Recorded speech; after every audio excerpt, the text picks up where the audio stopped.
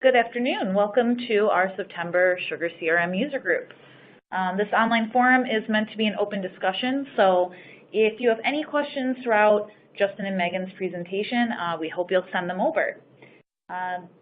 We are really excited about our topic today. It's kind of a big topic, data management in SugarCRM. We have a lot of information to share on this subject, from data enrichment and cleaning to duplicate merging and detection, as well as diving into SugarCRM's exciting new feature, Hint. So let's get started. Just some quick intros here. A lot of you may know Megan and Justin. Megan and Justin are our resident SugarCRM experts, and you can't see, but Justin is waving right now for no reason that I can understand. So I'm going to give the floor to them to go through what their agenda is today and to show you the data management in SugarCRM.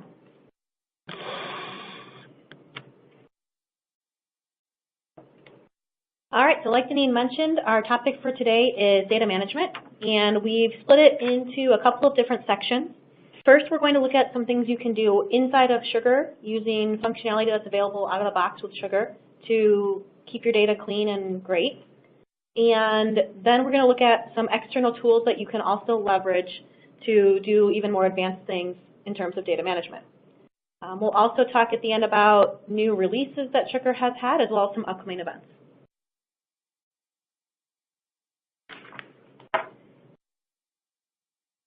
So without further ado, we're going to take a look at some data management tools inside of Sugar. I'm going to go ahead and share my screen here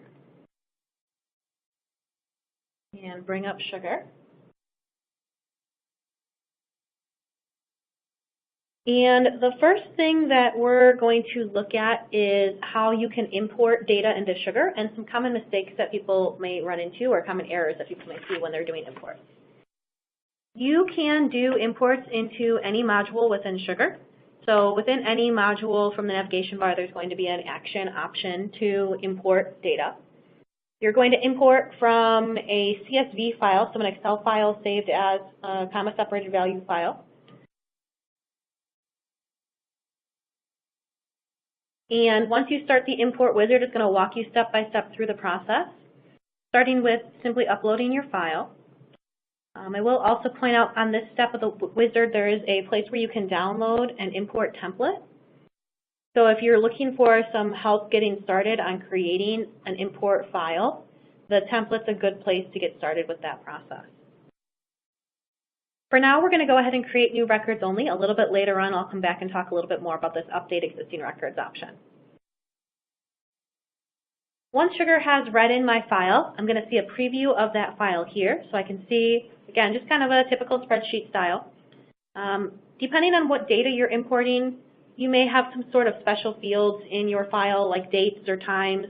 And if you're in a situation where you have one of those, you may want to look at the import file properties and make sure you've specified the way that your dates are formatted, or the time zone that your times are in, or currency that your dollars are in, just to make sure that Sugar can properly interpret your file.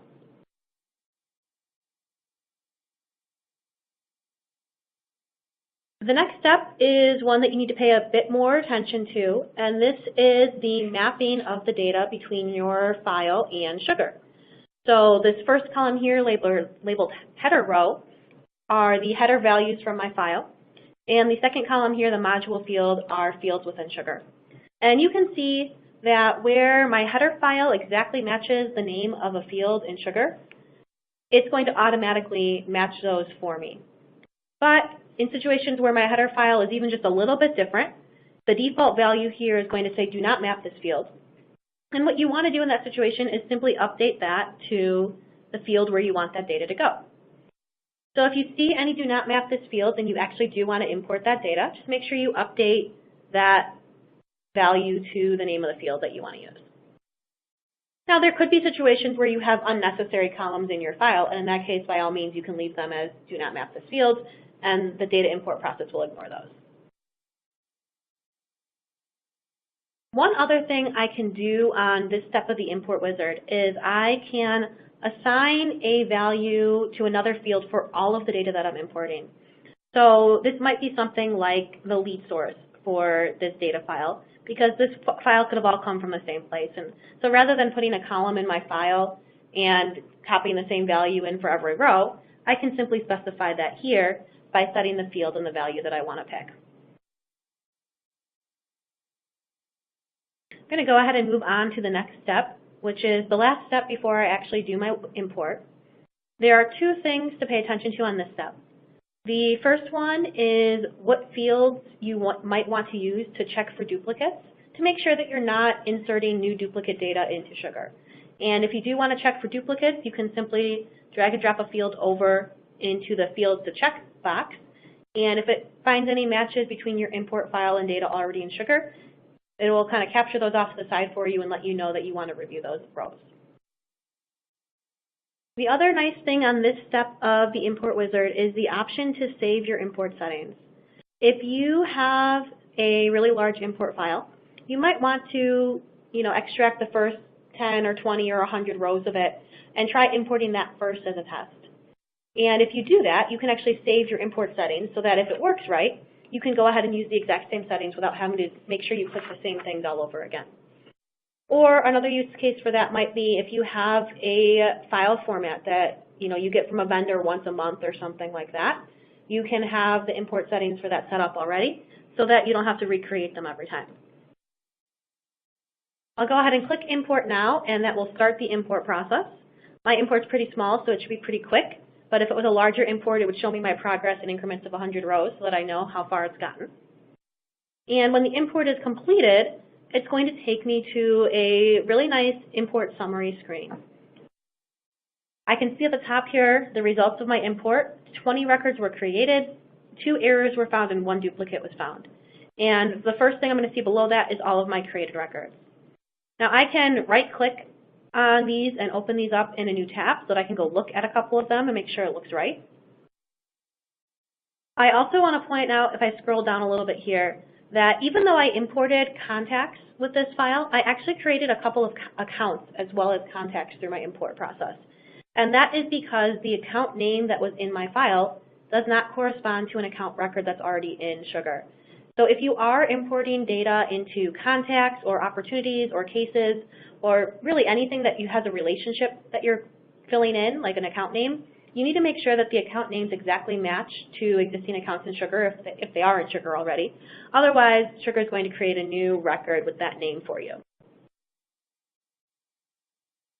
So we can go ahead and preview the data that was imported, or review, I guess, really, it's already here, and make sure everything looks the way we'd expect.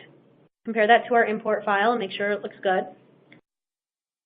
We can also take a look at the duplicates and the errors that happened here.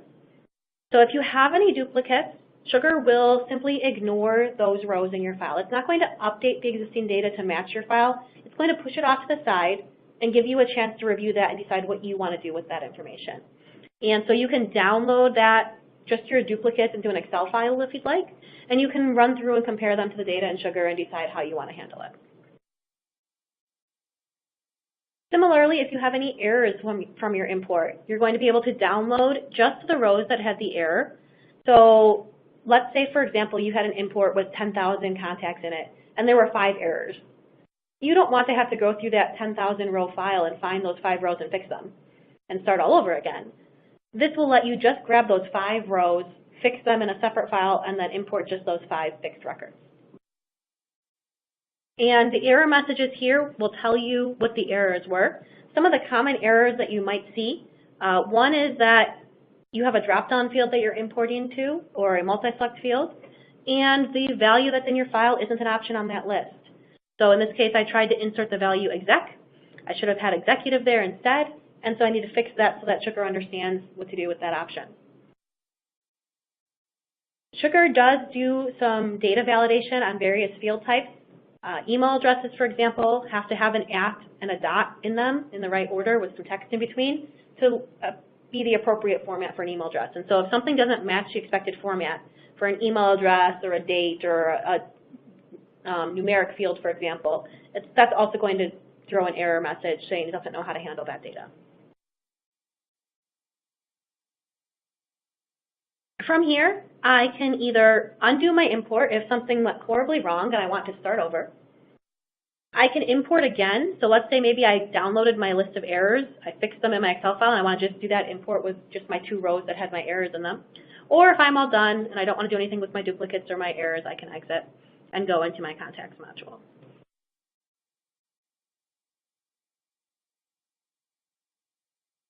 This is a good place to move into another really common tool that people need to use within Sugar to deal with data, and that is exporting. So when I have data within Sugar, I can export that out to an Excel file, to a spreadsheet file, and I can do that in a couple of different ways. One option is I can do that from my list view within Sugar. So I can do a search filter and select the results from that. It's going to select the first page, and I can click Select All to select up to 1,000 rows. Now in this case, that actually is all of them. I don't have more than 1,000 contacts in this Sugar instance.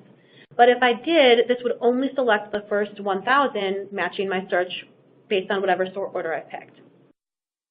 And that is the main limitation of exporting in this way from a list view, is that it's going to have a maximum export size of 1,000 rows of data.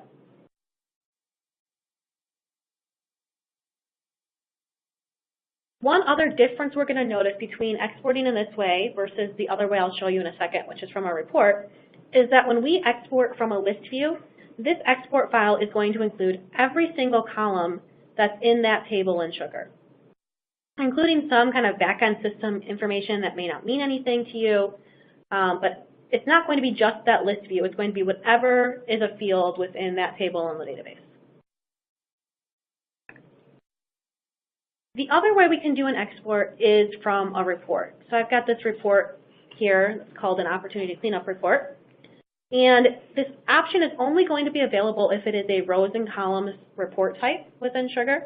If this is a summation or summation with details report, for example, the export option is not going to be available to me.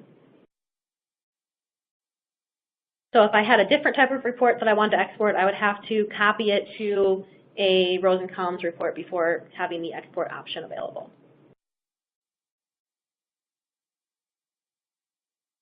When I export from a report, I can export more rows of data. There's not an exact limit on how many rows of data you can export, but you could eventually hit a timeout limit if you had a really large report and or a report that had a lot of relationships in it where you were crossing from one module to another and pulling in a lot of related data. Those, having those relationships included in a report as well as the number of rows would increase the amount of time it would take to export it, and eventually you could hit a limit and it would time out. But in general, you're not going to have much of a limit on export size from a report. And the other main difference, again, noticing the columns here, is that when I export from a report, I'm only going to have in my export file the columns that were selected in my report. So that could be good or bad. If you want a lot of columns in your report or in your export, it may be easier to just export everything from a list view and get them all. But on the other hand, sometimes it's nice to only have what you need and not get distracted by all of the unnecessary columns, fields you're not using, system information, etc.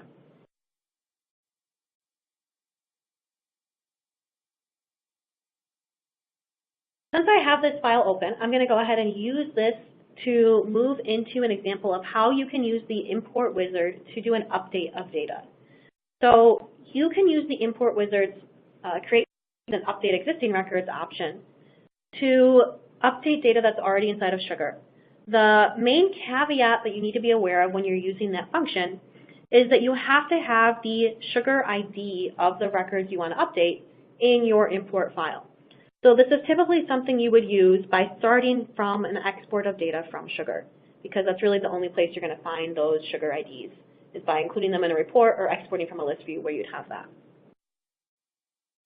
Your report also is going to have to contain, or your export I should say, is also going to have to contain any fields that are marked as required for importing within the module you're going to import it into. Sugar actually has separate requirement values or settings for whether the field is required within the Sugar UI and whether it's required for importing. So those are two separate settings within Studio for every field. And anything that's marked as required for importing has to be included in my import file, or it's not going to let me import the file. So let's just say I wanted to take all of these opportunities and change the lead source to existing customer. I'm going to copy and paste that all the way down here and save this. Put this as a CSV file, and we'll put this. Sure, that's fine. And now if I come back into the import wizard, when I load this file in,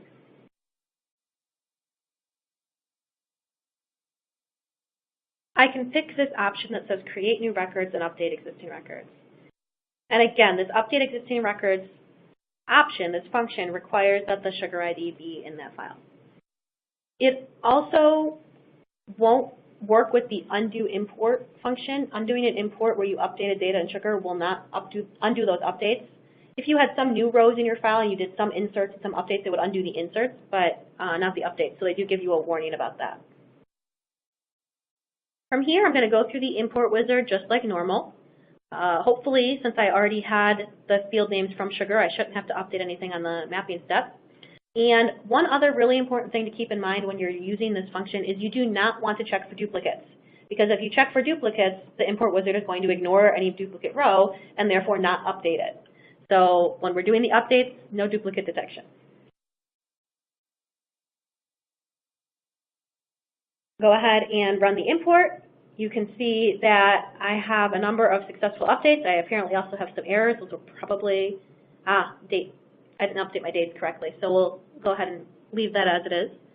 But you can see the idea here of how you can use the import wizard not only to import new data, but also to update existing data within sugar.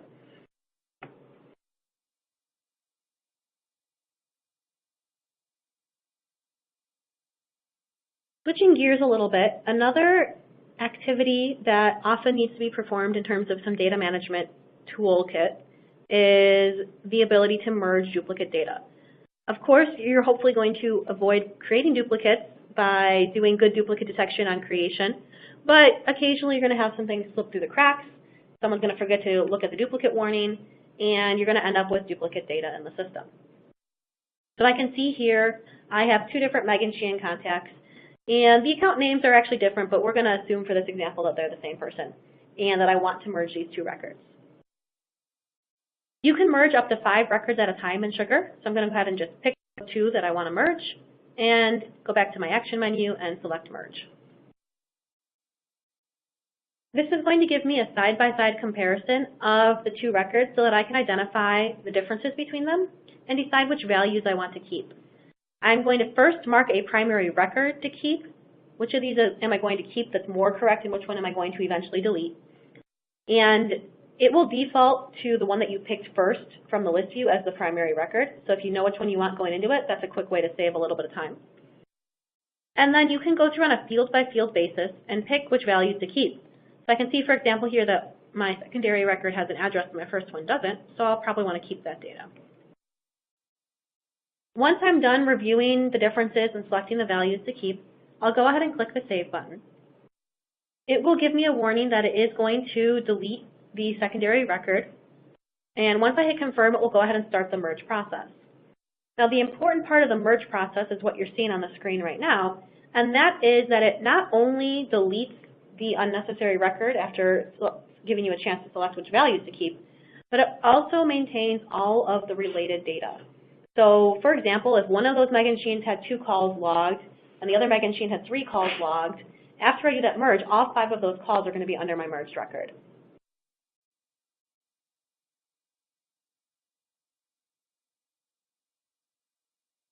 And again, you can merge up to 5 records at a time. Hopefully you don't ever have more than 5 duplicate records for the same person or company, but if it does happen, you can just merge a couple times and get them all.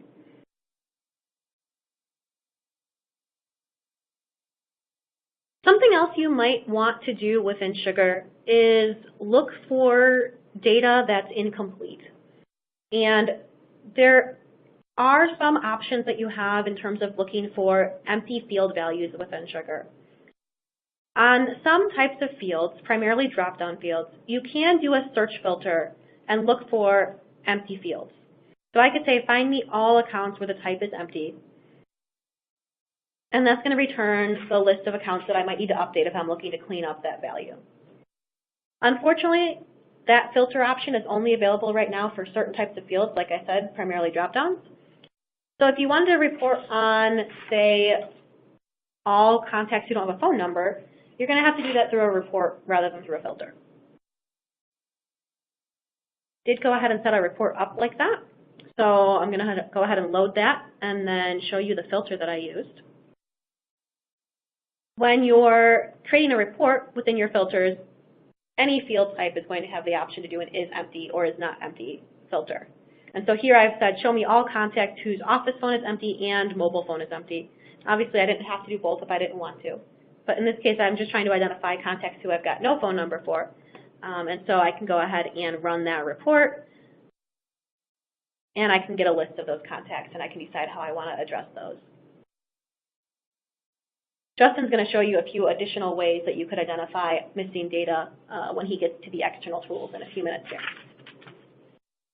But before he does that, there's one more thing on my list to show you, and that is Sugar's newest product, which is called Hint. So Sugar Hint is an add-on product that you have to purchase through Sugar, but it's a pretty neat little add-on that they've created. What this one does is for contacts and for leads, it gives you the option to pull in additional data from outside sources about a person. So here I've got Justin. Justin came on my website and filled out a form, but the only thing he gave me is his name and his email address. So I don't know a whole lot about Justin. Maybe that's all I asked him for, or maybe he left some other things blank, I don't know. But either way, I'd like to know a little bit more about Justin before I reach out to him.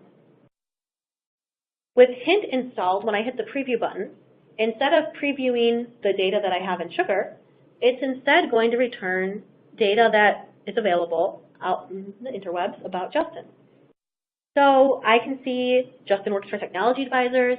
I've got his job title. I've got some information about his background, his company, a lot more that I have available as a starting point now for a conversation with Justin than I did a minute ago. And a lot faster than spending my time online trying to search out all of that data myself.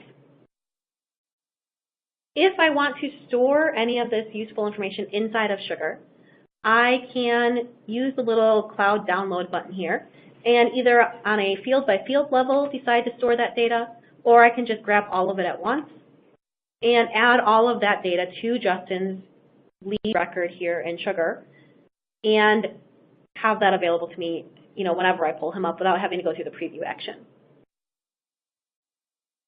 So this is a nice little time saver for your sales team. Instead of having to go out and spend 15 minutes searching the internet themselves to find that information, they can just click a button inside of Sugar, have that automatically pop up. And I think it's really neat how much functionality is already in version 1.0 of this new product. I'm sure Sugar has some great ideas for adding new functionality down the line and additional data that they might be able to pull in and stuff like that. So I'm excited to see where this one goes.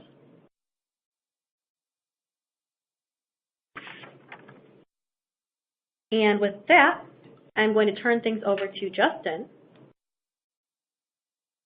who is going to talk a little bit about using external tools. Thank you, Megan. Sometimes I forget all the cool things Sugar can do since I often spend time coding instead of actually using the system. I'm going to talk about a few different items today, mostly leveraging our Starfish ETL tool, but some things that are more advanced or kind of customizations within Sugar that we can do to maintain data.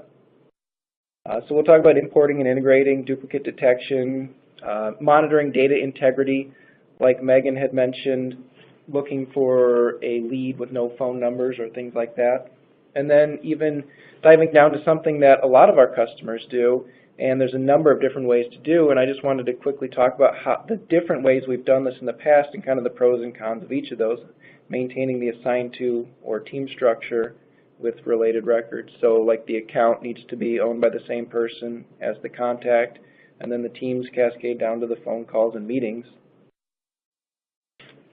So let's get started. Just talking about importing and or integrating first. Starfish ETL has a new tool, which is kind of our CRM migration wizard. You can choose your origin and destination. In our case, our destination, we would want to have SugarCRM, but your origin can be any number of different CRM systems. And this wizard will walk you through doing the import. It's mostly as is with some custom field mapping available. So for example, if you bought a company and had an ACT database you wanted to import, you could potentially do that, or one of the other CRM systems. If you want to see this item in action, I recorded a video for the SugarCon app throwdown that is up and posted, and we'll put that in an email out after this. I should note ahead of time that those videos are supposed to be silly, so it's fairly silly. Jumping back into Sugar here, with Starfish ETL, the tool itself that's been around for many years now, we can import from just about any data source these days, everything from Excel files to databases to CRM systems to ERP systems. Maybe you have an ERP system and you want to just import all of your accounts and contacts. The benefit of using Starfish, the product, is that you can do data transformations on fields, such as if you have drop-downs in one system and you need to convert them to new drop-down values in the new system, you can do that. We can do data lookups, whereas with the import tool, you notice that Megan created 2 new accounts when she did the Excel import because we couldn't do lookups to figure out what the account should be. So you can do data transformations, data lookups. You can even run over the same row a couple times. Some ERP systems store all of your addresses in multiple records, so you'd have to merge all those into one record in Sugar since all your phone numbers and addresses are stored on the contact or account record. So you can really do any sort of data transformation. Similarly with integrations, you can integrate with everything from in-house built systems to ERPs to Exchange to Lotus to Google. So we can really pull and push a lot of data in and out. But we wanted to talk about data management today, so I'm going to take a look at a few duplicate detection items. First, a couple of items out of the box. Of course, you could just surf to your account list view and try to sort by name and scroll through and see if you can find any duplicate accounts that way. In my case, I can see I have a few here that could be duplicates: United Oil and Gas, University of Arizona, Technology Advisors. But that's not really useful if you have many thousands or tens of thousands or hundreds of thousands of records in your system. You also have the functionality where if you click into a record, on the Edit drop-down, you have a Find Duplicates button. But that's pretty limited in its searching ability, and again, you have to do it on a one-off. I don't know of anybody that wants to sit there and scroll through thousands of records clicking that button. Something else you can do in Sugar is Sugar Enterprise has advanced reports, and you can write SQL statements that will try to give you information, like this one, suspected duplicate accounts. In my case, if I run this report, it's going to find those 2 Technology Advisors Incorporated records simply because they have the same name. But again, that's not often likely going to happen. You may have Tech Advisors, you may have Technology Advisors Incorporated spelled out rather than the abbreviation. So some of the things we've done is with Starfish ETL, we leverage Levenshtein distance. And the Levenshtein distance is a string metric for measuring the distance between 2 strings. So in other words, the distance between 2 words is the minimum number of single character edits, insertions, or deletions required to change one word into the other. It's named after Vladimir Levenshtein, who invented it in 1965. So what this can do,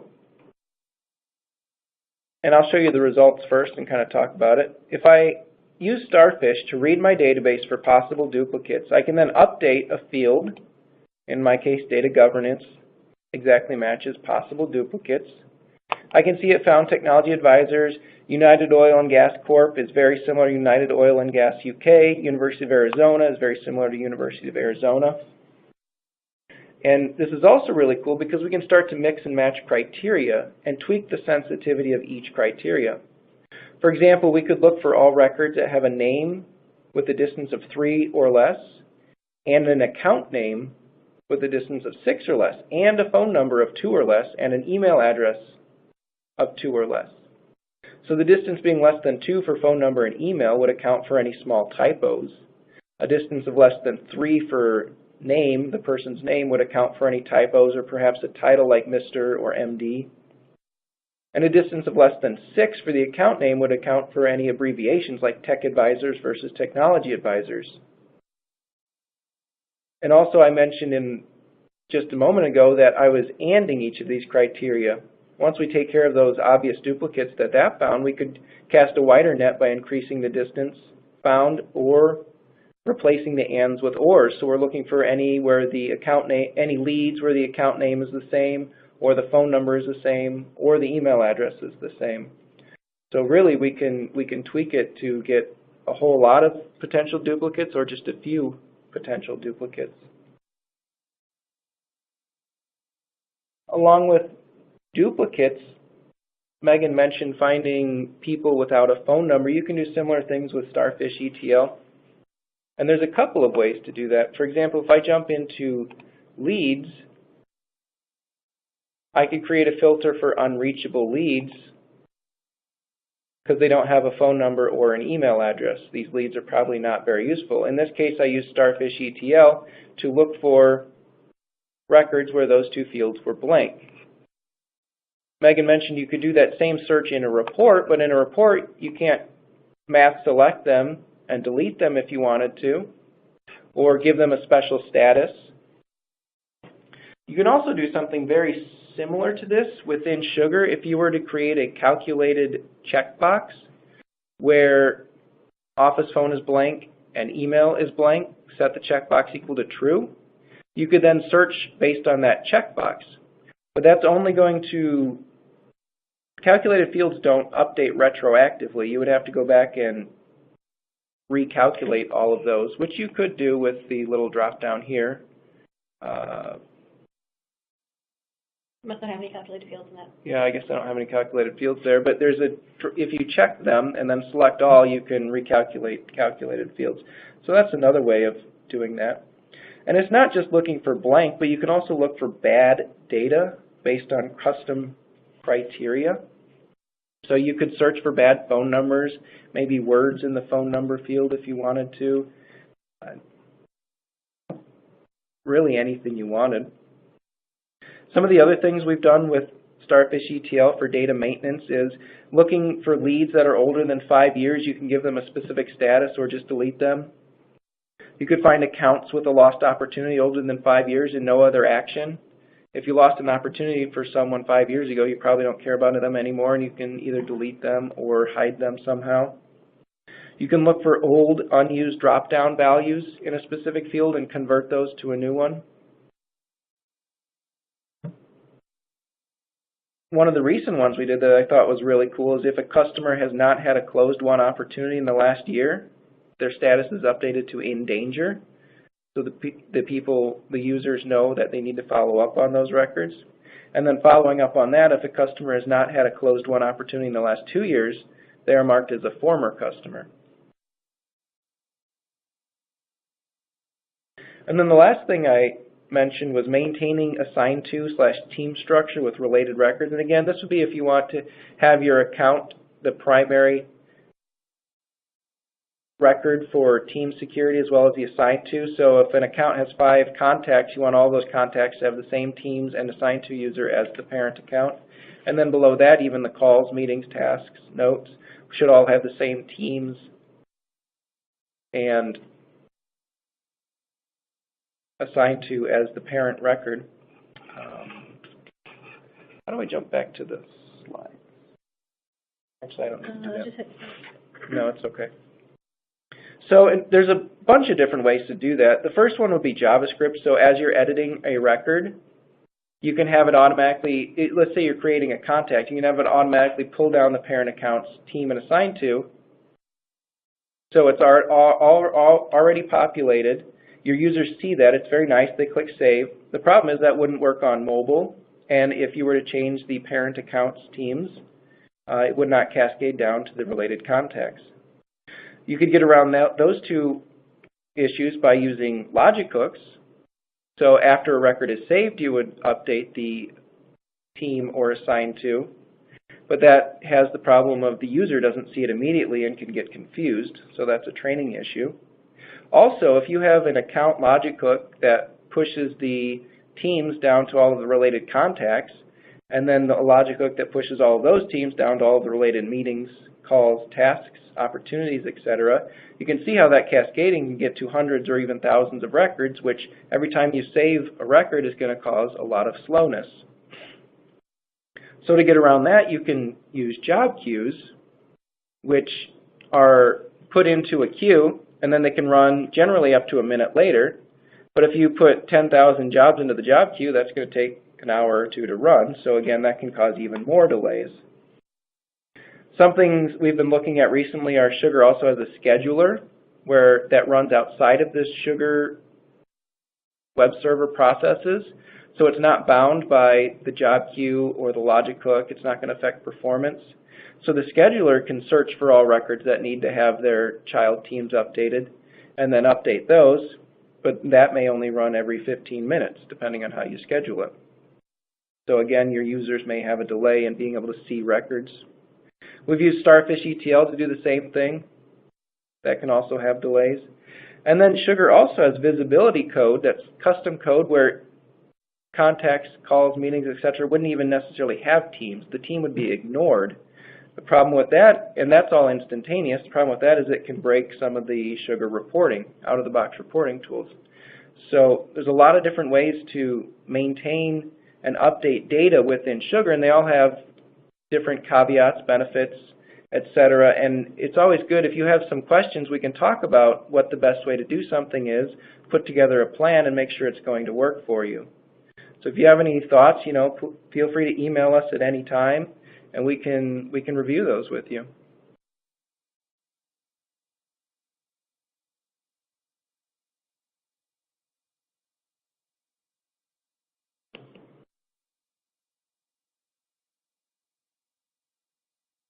Okay, I think that wraps up the items that we had planned around data management. So we're going to wrap up today by looking at new releases and some upcoming events that are happening. In terms of new releases, the biggest new release has been Sugar 7910. Normally the .1 releases are not necessarily a big deal, but this one was because Sugar added support for the latest, or at least a later version of PHP, which is PHP 7.1. I don't know that I've had a chance to dig into it too much, but I know Sugar has been touting that this would cause allow some better performance. So that's something to keep an eye out for if you're on 7.9.1 or higher. Potentially you're going to see Sugar start moving a little bit more quickly. Just last week, Sugar also released a security patch, so an update for versions 7.9, 7.8, and 7.7, which are the 3 currently supported versions of Sugar. If you're Sugar on demand, Sugar has already automatically applied this security patch to your Sugar instance and you're already on one of those 3 versions.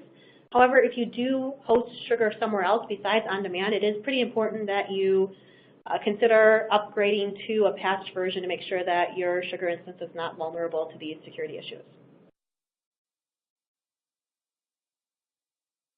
There have also been a couple of updates to the Outlook plugin and the IBM Notes plugin, as well as the Customer Journey plugin, so various minor improvements on each of those that are recently available.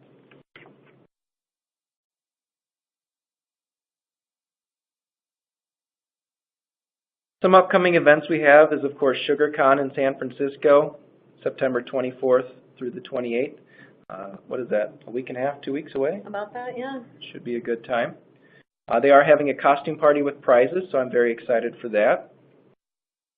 If you've never been to SugarCon before, it's definitely something I'd recommend checking out. Maybe it's a little too late to get there this year, but definitely think about attending next year. So it should be around the same time of year, I think. And it's a really good chance to, first of all, just talk to other people who use sugar, get some ideas of other things that you could be using sugar to do, to talk to sugar executives and other sugar employees and kind of get information straight from the source about what's happening at sugar, as well as to find out product information, what's going to be happening in the next 6 to 12 months with sugar, what plans do they have. Right, SugarCon's a very good time. I'm lucky this year I get to help teach the advanced developer class, and more than teaching it, I'm expecting to learn a lot from the sugar developers that are teaching it, and then working with them at the UnCon, which is the developer portion of SugarCon, so I'm very excited for that. Following SugarCon, we have a Chicago Sugar Workshop in Park Ridge, Illinois, at the Park Ridge Country Club. We have some free training available October 24th, and then the workshop is on the 25th. And Sugar founder Clint Oram is coming, so that's exciting. He's going to be presenting the Sugar Roadmap, and you'll be able to ask all your questions to him. And then our next online user group is November 16th.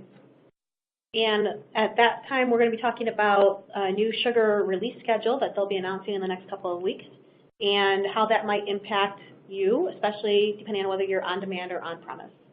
And if that's something you guys want to register for, if you look in your console for the webinar right now, you'll see that there's a link at the bottom. That's what that link is for. I will also include that link in the follow-up email to this just in case, but if you're eager to register, be our guest.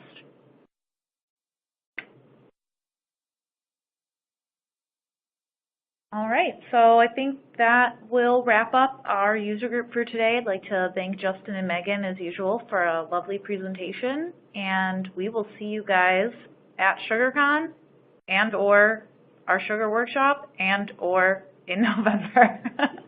Hopefully at all three. Thank you so much for your time today. Have a great afternoon.